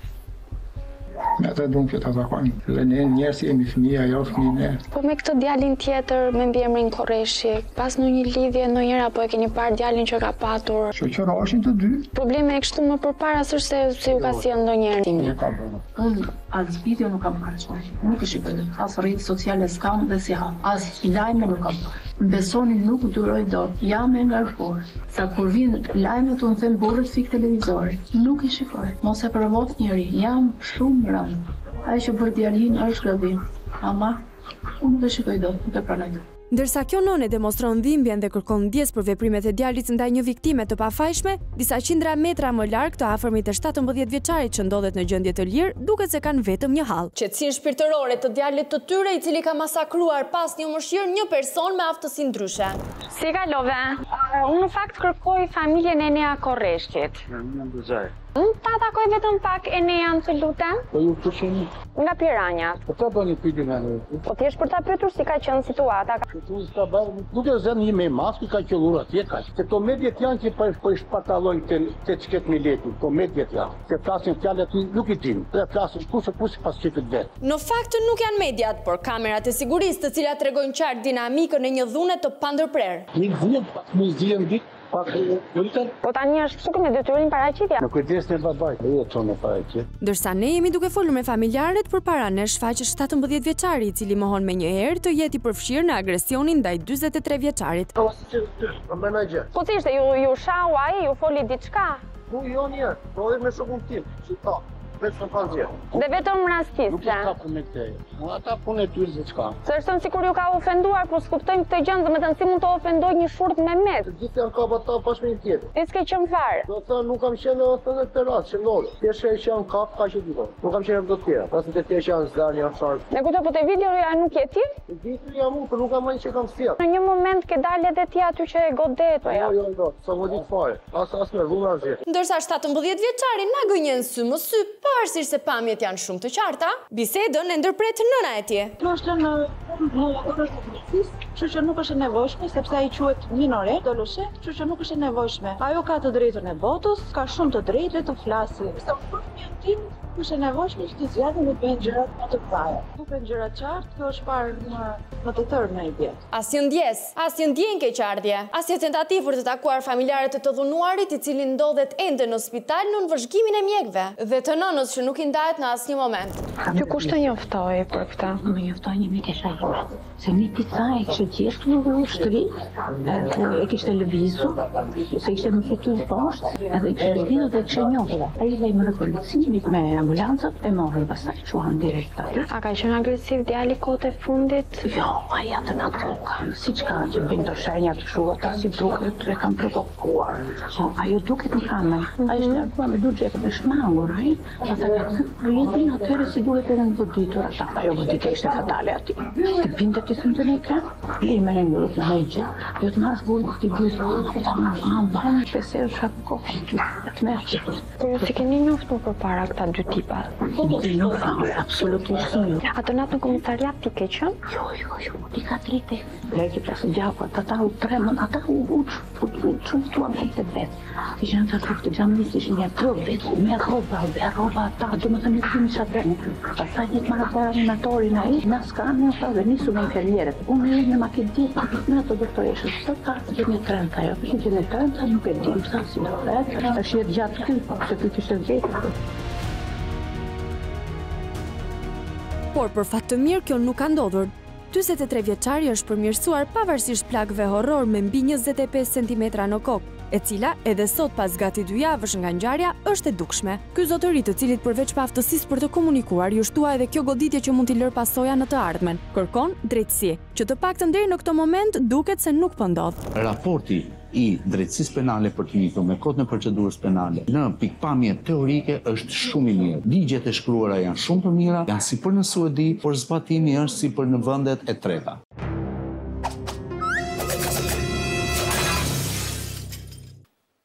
Çfarë ndodhi në Lushnjë pasqyron për të disatën herë dështimin e kësaj shoqërie për të ushqyer vlerat njerëzore të rinia shqiptare, si dhe paaftësinë e pamundësinë e prindërve për të kuptuar se çfarë po ndodh në realitet me fëmijët e tyre. Janë po të njëjtat shqetësime që ngritëm dhe javën e kaluar, kur dojnë na foli për serialin e momentit Adoleshencë. Këta djem nuk u zgjuan një ditë të bukur dhe befas u shkrepi të rrahej një person pa mbrojtur, kështu si për hobi. Ai është një akt i rezultati një kulture që ngrën pjedestal dhe normalizon dhunën që brohoret dhe në nshtrimin e tjetrit. Nuk ka nevojë në fakt për seriale fiktive, sepse realiteti është shumë herë më horror se çdo trillim që mund të shpik imagjinata jonë. Duke i uruar të shkuara, kalojmë në një temë tjetër. Tani dojna do hymë në botën e fantazisë. E fantazisë? Do flasim për një personazh që nuk është zan, po edhe ngjan si zan. Nuk është as nga ato zilet, orat e pyjeve të veriut, por edhe ngjan si orë dhe zilet të pyjeve të veriut. Ashtu? Të gjithë ata që kanë hall e njohin me emrin e saj emblematik. Habibja e Peqinit. Si ma e ka emrin? Habibja e Peqinit. Habibja, nuk e një Habibja e Peqinit? Në fakt, Habibja e Peqinit në duke është një personazh nga këto gjyshet që t'japin çokoladë fshehur Azimamit. Nga këto gratë që shkojnë 2 herë në vit në Varreza për respekt të burrit. Por? Nuk është rasti Habibes tonë. Jo. Do merrim një Habibe çfarë donte? Ne kemi një Habibe moderne. Kjo Habibja jon përkundrazi. Është Habibe kështu, prrallash jetësore, sepse ka lënë gjurmë në histori. Ashtu? Ka lënë aq shumë gjurmë sa që po lë pa marr pronën një familje e tërë, sepse trashëgimtarët u duhet firma Habibes, po Habibja Imagjino nëse firma e Habibes vlen kaq shumë sa po mban peng një pronë. Imagjino sa të rëndësishme ka votën Habibja. Imagjino sa i kushton Habibes vota. Kush merr Habiben, merr Peqinin. Para Peqinin me Habiben. Me siguri, Habibja duhet të ketë dhe llogarinë i Albania. Po jo, ai është rekviziti kryesor, sigurisht që ka. Se na thanë otera neve. Shiko, flisim me këtë Habiben, se unë e shoh sistem që ajo hyn që shef gjobat. A ka marrë gjobon makinë kështu? Flisni, merrni vesh me atë. Firanja jon Lorena është vënë në ndjekje të këtij personazhi që mban peng kalimin e pronës në një familje. Ka peqini. Habibe, kom të peqini.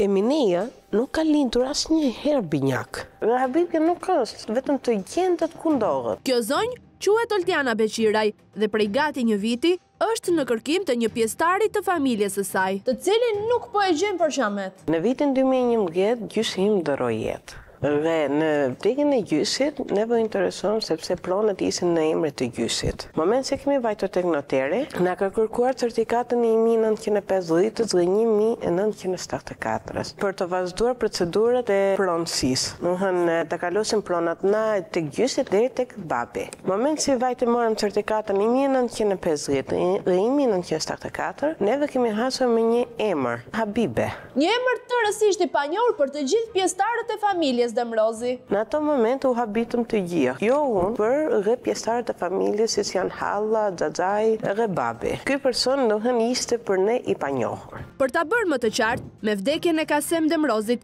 djali i tij Bexheti, që është babai Oltianës, kërkoi që të kalonte pronat në emrin e tij dhe për këtë më parë duhej të merrte miratimin e 3 motrave, Lutfies, Fatbardhës e Talibes, si dhe vëllait Afilit. Mirë po në momentin që u paraqitën në zyrat e gjendjes civile për të tërhequr certifikatën familjare për të filluar procedurat e kalimit të pronësisë, u njohën me Habiben, të cilën nuk e kishin dëgjuar kur më parë. Dyshuese për një jetë të dyfish që mund të kishte bërë gjyshi i ndjer, Oltiana nisi kërkimin e hallës së saj të re, Habibes, por në gjendjen civile të Peqinit u përball me disa fakte të tjera që e ngatruan më shumë situatën. Kur vajtëm tek gjendje civile, na tha se kjo Habibja ka vetë aktin e lindjes me Taliben. Pra, i bie që Talibja të ketë pasur një motor binjake Habiben që për arsye të panjohura është mbajtur e fshehur nga gjysh Kasemi? Nusja Xhaxhai të babit na ka thënë se Emineja nuk ka lindur asnjë herë binjak. Që do të thotë se Talibja me Habiben janë binjak, dhe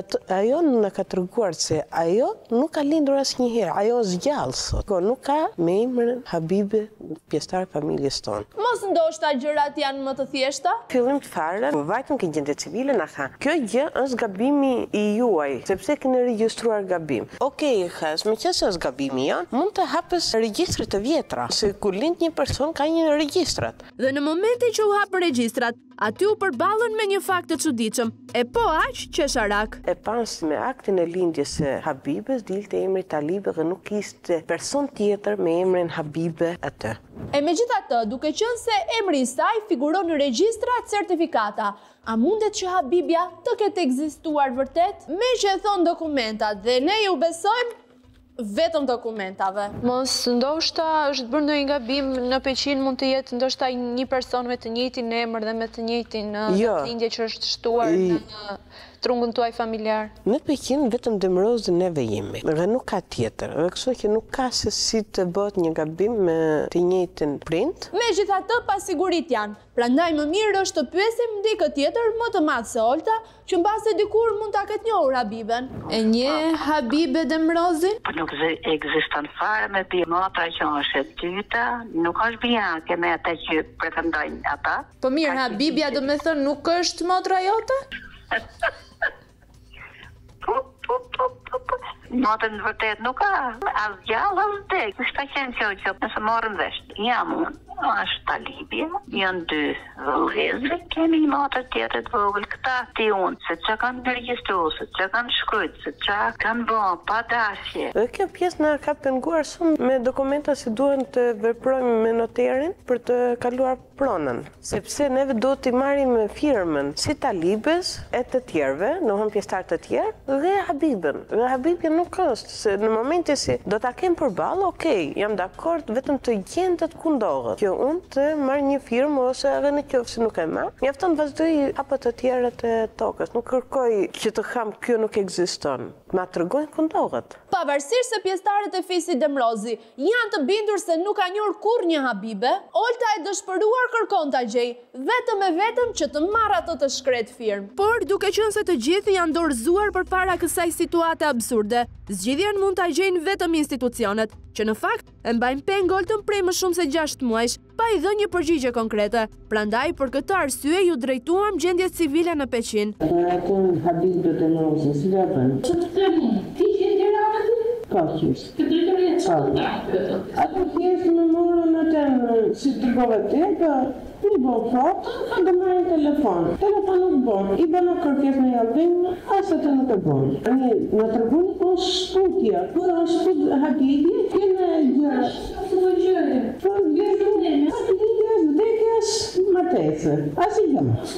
Po se do të ti dhe jo qovën drejtorisë të kërë përgjigje ato. Ku ato në më lartë më shumë të informuar. Punojnësja ngre supet lartë përballë ekzistencës së Habibes. Unë jam Lorena, gazetare nga emisioni Piranja. Ka ardhur kaq shkollë dhe nuk po i gjendet një zgjidhje. Faji nuk është i zonjës as i familjarëve të saj. Të tregoj përbërjen e trungut familjar të Kasim Demrozit 2 trungjet? Po. Një sekondë, lutem të nxjerr regjistrin dhe shikoj.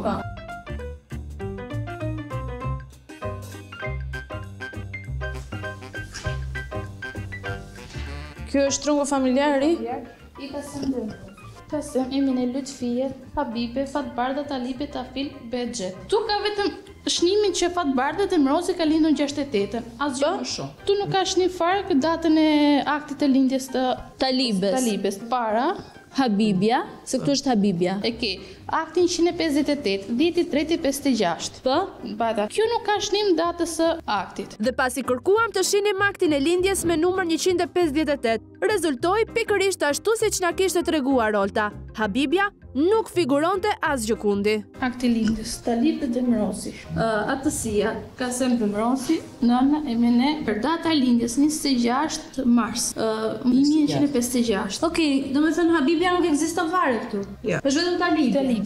Pra, duke qartë se kemi të bëjmë me një gabim të zyrës së gjendjes civile. Dhe për këtë, mjafton që të shohim se si janë numrat rëndor të vendosur në regjistër, ku pavarësisht se rezultojnë 8 pjesëtar në familje, së bashku me Habiben që nuk ekziston, në listë është shkruar 2 herë numri 7. Por çudit nuk kanë fund me këtë rast, pasi në një tjetër regjistër, që i përket viteve 1950-1974, ky emër nuk ekziston. Ky është përbërja familjarë e dytë, ku kryefamiljarë është Idrizi, Tërgjyshi. Një po është Kasemi, për familjarë, Lutfije, gjitha ato. Edhe vazhdo në fletën 78. Tani Habibe në gjenë do të këtute? Jo, nuk është. Nuk është Habibe. Po si ka mundësi, në një regjistër është e një s'është. Tani këto pse janë 2 regjistrat të ndryshëm? Kështu janë mbajtë në vitin 1950, një supozot është më ri dhe një më i vjetër. Pra, e gjithë kjo gjullurdi është bërë vetëm nga një gabim i viteve 50, por çkusur kanë trashëgimtarët e kësaj familjeje të mbeten pengi Habibes? A nuk duhet që zgjidhjen ta gjejnë institucionet? Zgjidhjet japet drejtoria, çka bëra atë kërkesën, ankesën atje. Se tani nuk i se pranojnë më në drejtori që të shkosh fizikisht, vetëm nga ankesa që bën nga portali. Juve një lloj komunikimi me drejtorinë e përgjithshme duhet ta keni, besoj normalisht. Sepse jeni në varësi të tyre, apo jo? Mund të kemi të paktën një telefonat, ta kuptojmë dhe neve kjo zonja, ç'a duhet bëj, ku duhet shkoj, ku duhet drejtohet, sepse ka bërë kërkesa dhe nuk ka marrë përgjigje. Alo, Eta, përshëndetje. Përshëndetje, da Sofia. Jam me gazetarët e emisionit Piranja. Në lidhje me një problematik që kemi diskutuar edhe një herë më parë, flitet për një përbërje familjare të vitit 1950, ku një nga pjesëtarët e familjes, familjarët thonë që nuk ekziston. Nuk ekziston fare si person. Po, nuk ekziston fare si person. Eda nga ana tjetër e telefonit po befasohet dhe duke qartë që e dëgjon për herë të parë historinë e Habibes. Ekziston të ketë ekzistuar në gjallësi të vet asnjëherë? Sipas familjarëve jo. Ka, lutem, të dy gjëra. Familjarët deklarojnë që nuk i rezulton në certifikatë familjare apo ky personi është një person i krijuar nga hiçi? Po, personi i krijuar nga hiçi, pra nuk e ka ekzistuar edhe nuk kush e vërtetoi këtë që është person nga hiçi? Ja më në fund një person që arsyeton, Habibja edhe mund të ketë ekzistuar. Në fshetësi të plot nga Bexheti, Lutfia, Fatbarda, Tafili dhe Talibja. Janë 2 regjistra, 1950 10/1974. Njëri prej tyre rezulton edhe emri i zonjës Habibe, ndërsa tjetri i trungut familjar i stërgjyshit nuk rezulton emri i zonjës Habibe. Pra tek njëri është e tjetri nuk është. Habibja si person rezulton, ekziston? Nuk ekziston fare, nuk e njeh askush nga familjarët. Jo vetëm janë për familjarët e dashur. Të shpjegoj një gjë. Ne kam nga eksperienca e një familjari tim. Në certifikatën e trungut të vjetër ekziston një zonjë që nuk ka lidhje fare me familjen. Dhe kjo zonjë ka qenë pastruesja e familjes. Dhe në atë kohë regjistronin si antar, vinin në certifikat sepse ashtu mendonin. Dhe ata nuk qenin dot një dëshmi trashëgimie, sepse ishte një person, po themi nga Hiçi, po që realisht nuk është nga Hiçi, se nuk shtohet një emër kot pa lidhje. Ky person diku ka ekzistuar në atë familje, ka jetuar, duke qenë vajza e gruas ose e bashkëshortit. Po pra, ky ka një lidhje të paligjshme me aktin real, por që ja që ekziston. Tashmë për punojësin e gjendjes civile nuk ka më asnjë dyshim. Ajo është e bindur se Habibja në një formë apo në një tjetër dikur ka ekzistuar. Nuk ekziston sepse në këtë rast ky personi ka të njëjtin datë lindje dhe vit lindje me hallën e kësaj zonjës që ka problemin. Dhe nuk ka akt lindje. Në njërin prej regjistrave nuk rezulton fare emri i saj. Çdo gjë që është në regjistër, gjendja civile nuk ka të drejta prekë në regjistrat arkivar. Sepse është ligji për arkivin që mua nuk më lë të prek asgjë në atë regjistër. Dhe vetëm një zgjidhje që ka dhënë ligji sot drejtohet gjykatës për të vërtetuar faktin që ky person nuk ekziston. S'kemi çfarë të bëjmë. Ky familjari mund ta ketë kërkuar certifikatën dhe vite më parë dhe kështu e ka marrë. Në fakt këtë pyetje ja kishim bërë që në fillim Oltës, sepse ngjan absurde që një fantazm të jetë prezente në një certifikat familjare që nga vitet 50. Jam persone që kam problem, nuk kam tërhequr asnjë herë certifikatë, më kanë skop bëj një kërkesë në Albania, prapë më ngela pa përgjigje. Pse duhet Jo, as i përgjigje. Ta hapi e Albanian, as një përgjigje nuk më ka ardhur nga ju, hjes ka kanë, okej, u kry procesi.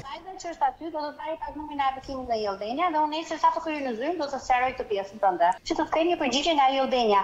Përgjigjja do jetë do të drejtohet gjykatës ose ky person rezulton me këto të dhëna këtu në këtë regjistër, nuk ndryshoj dot as edhe një të dhënë. Pra, derisa gjykata të vendos, Habibja do jetë pjesë e familjes Demrozi, si një hallë e padëshiruar e Oltës. Ndërkohë, që nga ajo ditë kur bëjmë këto biseda dhe telefonata, pavarësisht se ka këmbgulur për të marrë një përgjigje zyrtare nga Albania, Oltës nuk i kam përritur ende as një shkres. Por kemi edhe një merak të fundit në këtë histori absurde. A do të votoj Habibja më 11 maj?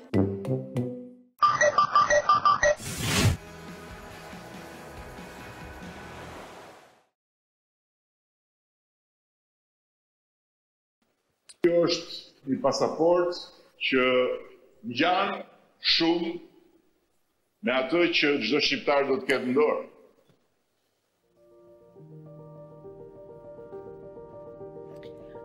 Në 2013 premtoj ujë 24 orë. Nuk e solli. Në 2017 premtoj prap ujë. Në 2021 gjeni pak çfarë premtoj? Tani në 2025 premton pasaportë europiane. Domethënë, premton prap ujë, por në Stockholm. Ai të jep pasaportën, i klau atje. Puna është se kryeministri ynë po premton një gjë që nuk e ka. Ai s'mund të jap pasaporta BE-je sepse asnjë lider në Ballkan nuk e ka atë superfuqi. Vetë europianët e kanë thënë qartë. Ky objektiv s'arrihet brenda një mandati dhe nuk është i lidhur me një parti. Atëherë, pse po na shet përsëri ëndra me çmim fushate? Le të themi për një sekond që mrekullia ndodh. Shqipëria e merr pasaportën e BE. E dini çfarë ndodh më pas? Ne prap do të jemi duke pastruar aeroportet e Europës. Vetëm se këtë herë me pasaportë europiane në xhep, sepse europian nuk të bën pasaporta. 700.000 shqiptar kanë ikur për të marrë atë pasaport vet, me djers, me sakrifica dhe shpesh me lot. Janë larguar sepse këtu s'pan as shpresë, as normalitet dhe as dinjitet. Dhe tani, njeriu që nuk mund t'i ndalonte, pretendon se mund t'ua jap me ofertë për fushat. Dhe kjo s'është më politik, ky është marketing. Premton si ata influencerat që të shesin jetën e bukur në Dubai, ndërkohë që s'kan para për të blerë biletën. Pasaporta europiane është cinizmi më i madh që është dëgjuar në fushat që prej 90-s. Në vend që të na sjell Europën këtu, ai po na premton biletën për të ikur. Premtimi nuk është më Rama të fut në BE, është Rama të nxjerr jashtë Shqipërisë. Nuk na integroj dot, ndaj na eksporton. Llogaria që pun kryeministri është e thjeshtë. Ai beson se shqiptarët s'ka nevojë për ujë, nuk ka nevojë për shëndetësi, siguri jete apo institucione. Ai kujton se vetmja gjë që ne duam është një pasaport, që të ikim e të harrojmë çfarë kemi lënë pas. Kështu që kur ta dëgjoni premtimin e radhës, pasaporta europiane për shqiptarët, kujtoni premtimin e parë. Ujë 24 orë. Tani thjesht e ka zhvendosur rubinetin në Bruksel.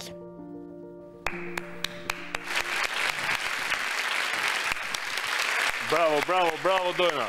Mirë që erdhe se unë djeva vetëm pa ty. Po si do të leon ty vetëm? Unë era ta zbus pak atmosferën tash. Ti japim pak. Le të hedhim pak pluhur dashurie. Unë mbaroj për dashuri. Le të spërkasim me çik dashuri çka. Sepse dashuria zbut edhe krokodilin. E jo, publik. Nuk është aq kollaj. Pse? Ja. Po dashuria do investim o Flor. Do investim për shembull për kohën që do i dedikosh. Ka investim emocional. Investim komunikim. Besim të njëri tjetrit, kompromise, përkushtim. Ke thënë atë që më gjëra sa s'ditë të them. Ka marruar një gjë tjetër? Ka marruar konkurresorën. Po tani, është një investim që i hedh poshtë të gjitha këto investime që sa po të di. Kush është ky? Mr. Lova. Mani. Mr. Lova. Ja, nuk e besoj. Këtu unë besoj të dashuria vërtet akoma që nuk ka nevojë për para, nuk ka nevojë për investim financiar e gjëra të tilla. Po çfarë flet moj dojna. Dgjoj, mos e vrit mendjen fare. Dgjoj, po kur nuk e mjaftueshëm, le të themi atribute për këtë lloj investimi? Po ka atribute tjetër kush? Për shembull? Ka një zgjidhje për gjithë ju që nuk keni Mr. Lova, por doni të esim përpara. Ka 3 zgjidhje. Pornhub, OnlyFans, edhe banka. Mos e provoni këtë në shtëpi. Po, as bankën mos e provoni në shtëpi. Është e banka. Për shembull, nuk e këllqe ti për të gjëra në jetë. Ka këllqe banka. Japim këllqe 6 mujore, japim këllqe 1 vjeçare, 20 vjeçare, 30 vjeçare, këllqe me normë të lartë interesi, këllqe me normë të ulët interesi, këllqe pa kolateral, këllqe me kolateral. I kemi gjithat llojet e gjithave të këllqeve që ju duan. Shkëm të Edoni. Edoni, ose Zoti Kuqi, piranja jon sjell historinë e një vajze që veproi pikërisht kështu për të investuar në dashuri. Ç'a bëri ajo? Mori kredi. Ira derba. Mori kredi në bank për t'i treguar partnerit të saj që... Si që bëj unë për ty? Zemra ime re për ty, mua nuk më intereson asnjë gjë tjetër, po si e falenderoj, ky është puna. Aty fillon historia, si e falenderoj partnerin që shkoi në bank për të marrë para për të. Nuk gjemo si këto vajza sot.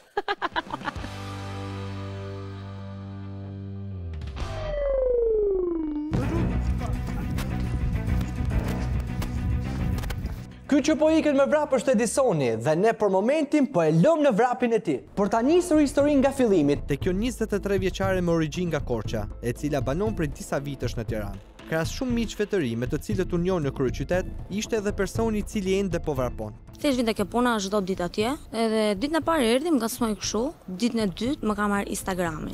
Gjithçka do të niste rreth 1 vit më parë, kur vajza e cila punonte si kamariere në një lokal në Tiranë, do të lidhej sentimentalisht me këtë djalë, i cili do t'i prezantojë asaj si një biznesmen. Ti që kështu si lekist, jon jam djali pronarit Lonç, se ky ka pas punën e Lonç. Po ky është banakier më duket. Por ky thoshte që jam djali pronarit. Po, thoshte që jam djali pronarit dhe thoshte që jam jo foljo dalim në kafe, në një gjë. Kam dalë në kafe, si sera muhabeti, ty më sa do të bëj dhurata telefon. Okej, thash unë. Sa ko folët me të? Pas një javë. Pas një javë ai tha që do të blej një telefon. Do të blej një telefon. Okej, thash unë. Por dukej se pas bisedave të mbushura me gënjeshtra, fshihej diçka tjetër. Të nesër më tha, do ikim bashkë te një miku im në blok të ble telefonin. Po ti duhet të marrësh ta një kredit në emrin tënd, se mua më shef babi kartat. Ndërkohë ky babi s'e ka fare gjallë. Po unë s'dija gjatë kohë. E ka marrë vesh më vonë. Kam fol me ata të jute, sa do marrë sa kredite jutja, nuk jam as e siguruar asgjë, thash. Thuaj tha që punon tha në kuzhinë dhe jep edhe siguracione. E kish zgjedhur ky se si ta merja. Kish fol me ata të jutes edhe kish marrë 1.700.000. Ndërkohë s'dija gjë fare. Se si ka vaj, se si ja kanë dhënë pa firmë pa gjë, se di. Pas 2 orësh më çon, më thënë blok, që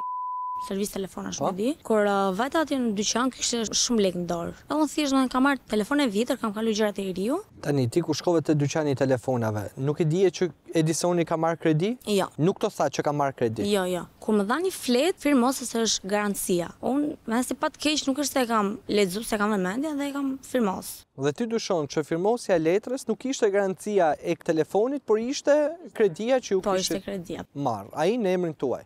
Çfarë shumë e ka marrë? Ai kishte marrë 1.700.000. Ndërkohë telefoni sa ka kushtuar? Telefoni ishte 680 euro. Dhe kjo zemërgjërsie të riut do të kishte pasoja të paimagjinueshme për vajzën, e cila paprit mas gjendet në një situatë tepër të sikletshme. Më vjen njoftimi pas një muaji që duhet lani kestën e kredisë. Atje më ka iktur refund. Sa shuma që ti detyrohesh në total jutës? 2.040.000. Edhe kam kalu në zyrat ligjore. Se nuk domethënë pagoj kesët ai, se tha do viti paguaj to 2 muaj, ka pagu korikun dhe gushtin dhe ata pas 3 ditësh na ka kaluar në zyrat ligjore. Pra, një telefon që duhet ishte dhurat, por në fakt është marrë me kredi në emër të vajzës dhe nuk ishte paguar asnjëherë, duke zhytur atë në interesa të kësteve të papaguara. Goxha dhurat kjo. Ndërkohë, pasi nisin përplasjet e para për kredin, Edisoni nuk u mbet kohë për sqarime, por i bën vajzës një ultimatum. Thjesht nga që më tha vetë do ta marr telefonin dhe unë hajt më merr ky. Vetë më tha hajt. Kam qenë dhe unë naive në këtë rast, kam bërë gabim, kur i thashën s'do të flas me, ky tha mirë çik lekët tha, që ta marrë telefonin, tha ose më jep tha mbrapsht telefonin. I thash jo, i thash do t'jap lekët. I thash edhe 400.000 lekësh në dorë. Ai ishte tamam gol, që të bënte gol me lekët e dikte. Pavarësisht se siç e tham, kishim të bënim me një dhuratë. Sidoqoftë, kjo ishte gjitha sa na tha 23 vjeçarja. Ndoshta Edisoni ka një tjetër version të kësaj historie, që nisë roz dhe përfundon me përmbarim. E don Kuçi nga Pirania. Po. Se keni marrë kredi në emër të një personi tjetër? S'ka marrë kredi në emër të Sarës. Është vetë Sara shumë e vetëdijshme. I ke thënë do ta blejun telefonin dhe ajo e paguan vetë. Jo, kam qenë me Sarën, ke vajtë dyqani. Te dyqani kam shku me Sarën aty. Te dyqani ke shku pasi ke marrë lekët. Jo. Pasi ke marrë lekët. Jo. S'ka bërë unë asnjë gjë. Nuk ka marrë kredi thot, dhe këtu ka të drejtë, sepse vajza në mirëbesim i ka dhënë kartën e saj të identitetit, e cila është përdorur për të tërhequr shumën. Unë do ballafaqoj me Sarën, shkoj me Sarën, nëse ka marrë unë emrin tim, do t'ja paguaj me një do t'ja po kshu ke thënë tani kredia ka shku për mbarim është zot. Do t'ja paguaj unë Sarës nëse është ky muhabet. Tani do t'ja paguash ti pasi ka kaluar vite gjysmë ka marrë. Sara shumë e vetëdijshme që ka bërë vetë këto muhabet. I ke thënë do të marr telefon dhurat? Ç'a telefoni dhurat është ky që më marr ti marr kartën e identitetit? Të lutem, mos i bëni këto muhabete. Me Sarën ke qenë ku ke marr telefon, jo kam qenë te dyqani. Jo, s'ka marr kredi, ka marr telefon emrin e Sarës. Nuk kam lidhje fare unë me këto. Në fillim, i riu kërkon një përballje me vajzën, por më pas paprit mas largohet me vrap, duke na gjetur disi të papërgatitur.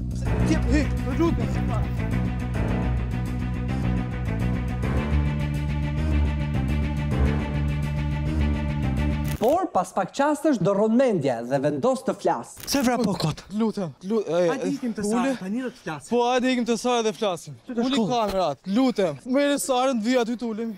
Se ke paguajt më përpara? Se kam paguar se s'kam pas mundësi. Po pse nuk e ke thënë s'kam pas mundësi dhe ajo ta bllokoi? Ja kam thënë. Ka vaj për të marrë kredi tjetër edhe s'më kanë dhënë. I ke nxjerr dhe 100 justifikime. Si kam nxjerr justifikime? Të lutem, mund ta hesh atë të lutem. I kanë shkuar dhe të shtëpia për mbarim, ke futur sharr me familje. E di sa e rënd është kjo? Të lutem. E di edhe unë se sa e rënd është, po të lutem mos i bëni këto gjëra, të lutem se kam 500 probleme. Nuk ka njëri pa probleme Edison. Kështu. Pasi kishte muaj që ishte fshehur vajzës duke mos u përgjigjur për borxhin, tashmë i riu premton se do ta paguajë kredinë e marrë në emër të saj, ndërsa na thotë se është kërcënuar nga e reja dhe nga njerëzit e saj. Dime to që më ka kërcënuar mua Sara e gjitha. Ja, do të shikojmë me familje me i dashur i saj, çfarë ka tani atë djalin? Ka kërcënime. Do të marr zvarr, do të vrasë, do të bëj, vetëm po të gjeta. E njefti atë djalin që jo, se nuk e njoh. Më ka marrë edhe në telefon. O vëlla, do vete unë t'ja e ke futur t'ja paguaj unë Sarës tash, të gjitha, 1.000, kokër më kokër. Po të flas njëri, do t'ja bëj me notë e ri, do t'ja paguaj unë gjithë. Premtimet e dhëna dëgjohen edhe nga vajza, e cila po priste aty pranë. Dy të rinj që dikur ishin aq të afër me njëri tjetrin, janë kthyer në armiq të betuar. Gjithçka për një telefon. Si s'dukesh fik numrin e Tara? S'kam I mora unë lekët gjë? S'ka marrë kredi unë, ke që me mua aty ku ke vajt kemi firmos. Po kush vajti më? Do ikim bashkë hapin kamerat atje, në rregull. Po do vëmë te dyqani i hapim kamerat, si duhesh ti. Jo në dyqani, te jutja në banka, kush i mori lekët? S'ka vajt te jutja fare te banka. Ke marrë online, si bot online ke si. S'ka marrë online, ka vajt kjo ka firmos për telefonin, kemi vajt kemi. Por kush ka marrë lekët në jutja, se mua atje më thatë firmos se është garancia telefonit. Kam firmos tek flet. Jo, Sara. Kontrata ka 20 flet, në rregull. Firmosa tek flet. Do vëmë aty ta kapim atë. Sa i ka qenë shoku jot, s'm thej që është shoku im në blok. E njoh. E njoh, e shoku jot. Ka lidhje. Po tu shkoj. Brenda kësaj jave do vetë ta mbyllum. Po çfarë do të them se kish në janar vjen ore. Brenda kësaj jave. Pastaj fik telefonin. Po tani ç'duket kjo, po e largohet sot ku ikën jashtë shtetit. Nuk kam ku ti iki jashtë shtetit, se jam me detyrim paraqitje se më ka kapur alkool, nuk kam ku të vete. Po, kam edhe letë. Po, mashtrimet e tjera. Jo, s'kam bërë mashtrime gjithë. Pas kësaj bisede me tone të larta dhe mosbesimi që vajza ka ndaj tij, Edisoni gjen një zgjidhje. Or do ta paguaj unë 1-1, do shkojmë tani te puna e mamit tim, do vem unë, do nis mamit vetë marr kredi. Tani më shtu në punë te pazari i ri, do vemi tani bashkë, ose ti s'beson. E ndërsa nisemi për ta takuar, rrugës në makinë, dyshë rrëfen më shumë rreth njohjes dhe raportet që kanë patur. Jo po un kam, jo po un do ble 2000 euro disje, jo po un kam lek, jo po un kam dashnore, jo po un jam. I kam mesazhe të gjitha. Lekisti. Te pazari i ri është pur mami. O, i kërë kam mami në Zvicër më thanë mua. Po, mami ime shtu më ti. Pise e njohë mami të ndosë, po e njohë këtu është pra. E kam foto, pa mëra, se më të nëzirë në një, kom shkije, e kam marrë. Nga sa kuptojmë nga bisedat, raporti mes të rive ka qenë një kategorie të ngjashme me kap çfarë të kapësh, me vajzën që gjithmonë kërkonte të negocionte. Por tani është momenti të mësojmë se si do të zgjidhet problemi i kredisë. Do ta rregulloj pa. Jemi rregull, ç'është më mirë. Dëgjoj, unë do të çoj te puna ku punon ajo lekët 1.500.000 do vetë paguaj pjesën tjetër. Pjesën e vet. Do merrem unë, te mos keni merr. Premtimi i kësaj nëne për të shlyer detyrimin e të birit u bë realitet vetëm pak ditë më vonë. Brenda afatit që ajo vetë caktoi, duke i hequr një bar vajzës 23 vjeçare, por edhe një pesh faj djalit të saj. Fole me nënën e Edisonit pas bisedës që ne patëm atë? Po, kam folur edhe jam dakord bashkë, më dha 400.000 lekë, që pagova një pjesë të kastës dhe pjesën e mbetur tha që do laj unë, s'kem më punti.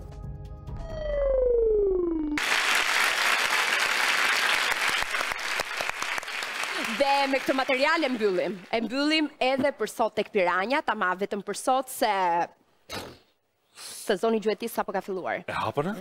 Po. Elçona? Po, dhe kjo fushatë elektorale premton të jetë e paharrueshme. Ne largohemi për të kthyer pikërisht eksaktëmo sikum se mbas 7 ditësh. Ama Piranjat i kemi gjithandej, ose mos kujto. I kemi shpërndar tentakulat. Dhe për ju që keni ndarë mendin ta bëj, mos ta bëj. Mos e bëni. Kujdes. Piranjat kafshoj!